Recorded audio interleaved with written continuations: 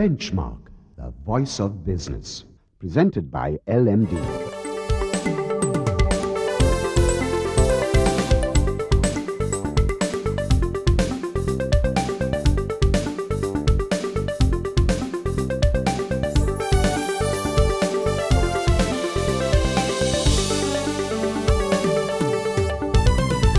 On this edition of Benchmark, in the spotlight today is Prasenjit Bhattacharya, CEO of Great Places to Work Institute. The organization recently set up its Sri Lanka operations. Then, LMD columnist and market analyst Hasta Premaratna talks about the launch of Standard & Poor's S&P Sri Lanka 20 Index. And finally, Kiran Etchen, country manager of TNS Lanka, analyzes the latest TNS survey which delivers a telling verdict on Sri Lanka's state sector. That's the lineup for Benchmark. There's much emphasis these days on organizations and how they treat their employees. Do they treat them right? Do they give them the right work-life balance? Do they give them the perks, the rewards, the remuneration that makes them tick? Well, good place to find out. The Great Place to Work Institute is present in 49 countries and in fact set up shop here in Sri Lanka recently. Now, this institute helps to identify, create and sustain great workplaces by developing high-trust workplace cultures. You may want to find out more, and that's what we're going to do.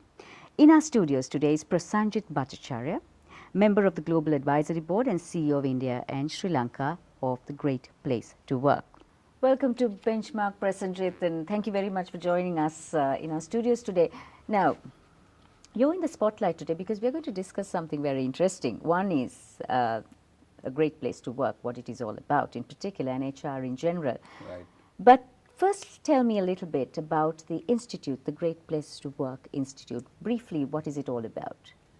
This is an institute based in San Francisco. It has a very interesting history.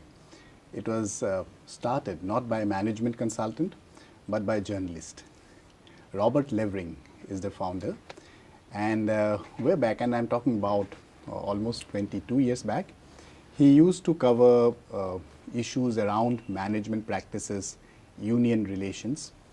And he actually came up with this idea of writing a book called 100 Worst Companies to Work For.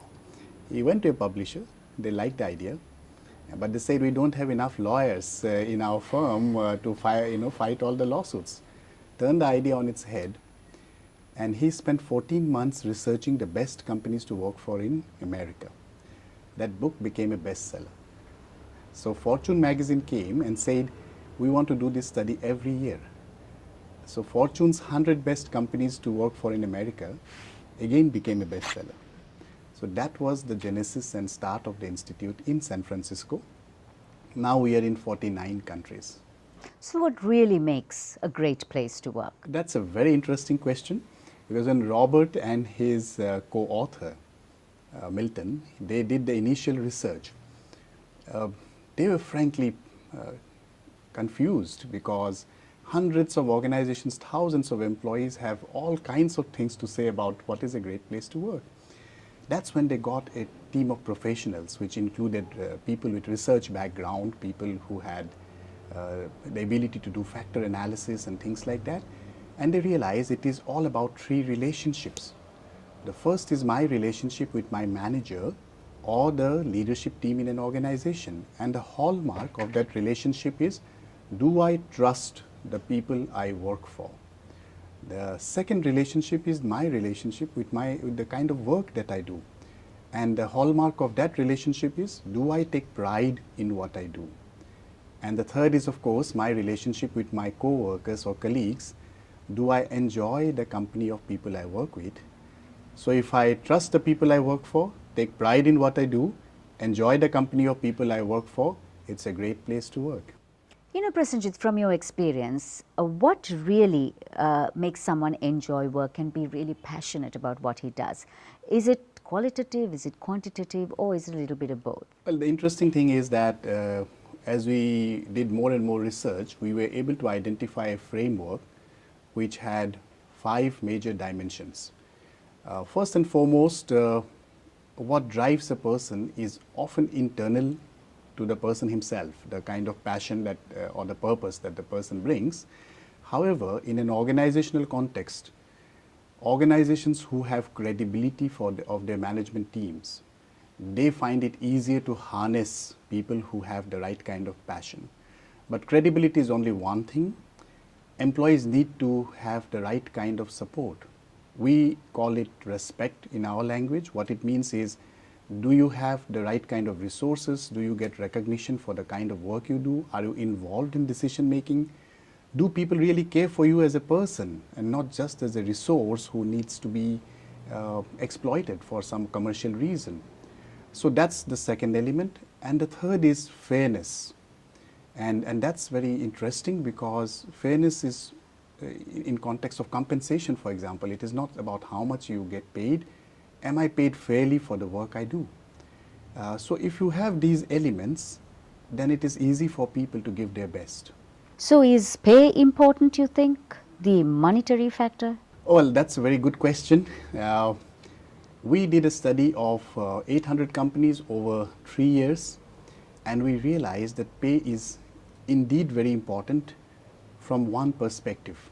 And in our research, we call it equity, which is all about, am I being paid fairly for the work I do, number one. And you'll find often in organizations there's a huge disparity in pay. People who can take decisions on pay seem to take decisions more in their favor than in favor of maybe the frontline employee.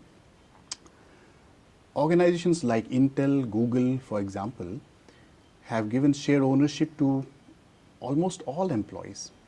There is a basic philosophy in many of these organizations that we want to share wealth. We want to create wealth, but more importantly, we want to share wealth with all our stakeholders, including employees.